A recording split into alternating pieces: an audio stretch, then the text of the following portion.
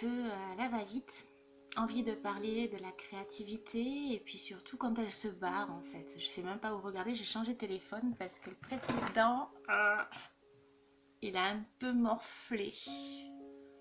En même temps, la carcasse a très bien tenu, hein, si on peut le voir. Mais alors du coup, la qualité de mes autres vidéos, ça risque pas d'être top. Donc, si tu as envie d'être inspiré peut-être et surtout retrouver la créativité, alors cette vidéo est pour toi. Alors déjà là, je suis très inspirée parce que je viens de regarder mon renvoi. J'ai tout le temps en fait un œil qui se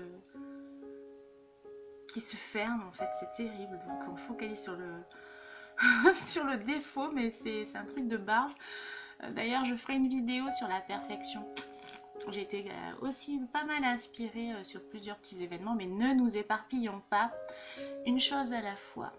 Créativité. Alors, on va essayer d'être assez courte et concise. Cette fois-ci, je vais essayer de ne pas être en arborescence des idées, hein, parce que c'est une manie chez moi. Donc, je vais essayer de ne pas vous perdre. On va regrouper en quelques conseils pour retrouver la créativité. Premier conseil que je dirais, ce que tu consommes, ce que tu as autour de toi, ce que tu as envie, ce que tu lis, ce que tu nourris dans ton mental, ce que tu te nourris aussi physiquement. Voilà, tout ce que tu consommes va nourrir aussi cette créativité. Premier conseil. Ouais. Donc, qu'est-ce que tu fais? Tu vas multiplier un petit peu tes ressources et tu vas aller chercher en fait à t'inspirer et de l'inspiration de tout ce que tu vas avoir va te permettre en fait de nourrir une idée et de multiplier en fait tout un tas de branchages qui vont se greffer à cette inspiration. Ça c'est le premier point. Et puis si tu es comme moi, en fait que tu bugs à un moment donné, que tu n'as plus d'inspiration, que tu as l'impression que tu es dans un état en fait d'enlisement, sors. C'est le meilleur conseil en fait, ça a l'air bateau et puis en plus tu le lis, tu en entends parler un petit peu partout, ben, c'est vrai, il faut s'aérer. Tu sors en fait et puis tu fais autre chose, tu restes pas focalisé dessus. Donc c'est là en fait que lors d'une balade, ta créativité va reprendre un petit peu le cheminement de façon inconsciente pour se remettre un petit peu dans ta tête et dans ta life. Troisième conseil que je te dirais, si tu es comme moi, prends des notes.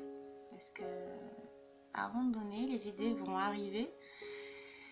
Et forcément, en fait, c'est que de passage. Donc, autant la saisir en vol, la noter par écrit, les écrits restent. Et puis, ça te fait tout un tas, en fait, de petites idées que tu vas pouvoir creuser ou laisser en suspens ou pas du tout t'en servir. Et puis, il va falloir t'organiser de façon à ce que tu sois plus zen. Ça ne veut pas dire que tu vas être une grande malade de l'organisation. Juste ce qu'il faut pour pouvoir être apaisé, avoir un sentiment peut-être d'être tranquille et de pouvoir être plus productif. Donc ça va te permettre de trouver du temps pour toi déjà, d'avoir un temps pour ta créativité et puis surtout en fait être stimulé. Te voir écrire et te voir un petit peu saccader tout ce que tu as à faire va te permettre de pouvoir stimuler par le biais de cette écriture. Parce que cette écriture que tu vas faire, justement, tu vas t'exercer constamment. Donc tu vas exercer, entraîner en quelque sorte ta créativité, tu vois. Un petit peu, tous les jours, mais de façon régulière. C'est dans ton intérêt et c'est de celui de ta créativité.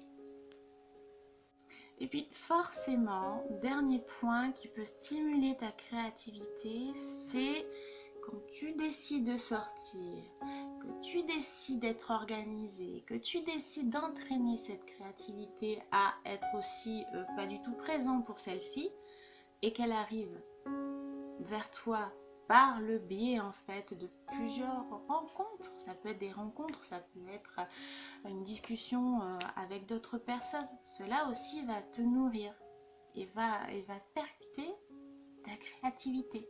C'est sympa. Être créatif, en fait, c'est ajouter de la vie à la vie. Et c'est aussi grâce à la stimulation des autres. La créativité, de toute façon, concerne chacun d'entre nous, dans notre vie quotidienne. On n'y échappe pas, on est tous créatifs. Alors bien sûr, tu auras des personnes qui rebondiront de façon ludique autour de toi, face à certains tracas de la vie, alors que toi, tu auras l'impression d'être enlisé. Et parce que ces personnes, elles s'étonnent, elles s'émerveillent, elles colorent leur vie. Et à travers leur acte, elles ont le pouvoir un petit peu comme les alchimistes, tu sais, à transformer le quotidien en une vie passionnante. Alors, la créativité, ça requiert quoi? Ça requiert un petit peu d'empathie, de curiosité, ça requiert un petit peu d'estime de soi, de pouvoir s'adapter aussi, oui, beaucoup s'adapter et surtout l'ouverture aux émotions, à ses émotions. Et pour comprendre un petit peu l'être créatif, c'est comme si tu t'imaginais en fait que le créatif laissait son mental jouer comme un chat en fait avec une pelote de laine. C'est un peu le même, la même image en fait. C'est un peu pareil. Ton mental joue avec sa pelote de laine. Ça, c'est l'esprit créatif. Alors, la créativité, c'est jouer, produire, s'exposer, donner et surtout se détacher. La créativité est aussi généreuse, altruiste et puis a le sentiment aussi de pouvoir aider le monde. Et ça, c'est intéressant. Car finalement, le petit truc, c'est que créer, c'est un état d'esprit. Il y a une certaine disposition d'ouverture, peut-être une disposition intérieure. Et cette ouverture en fait sur le monde permet d'avoir un accès libre et de pouvoir aller à la rencontre des autres, aller découvrir les autres. Ça, c'est créatif. On est vraiment dans un travail en fait d'épanouissement personnel et de développement de chemin vers soi en fait. Si tu vas à la rencontre des autres et si tu t'intéresses au monde, il y a aussi une découverte de toi. Alors là, je commence à être un peu bateau, ça a l'air... Non mais c'est même prise de tête. Autant.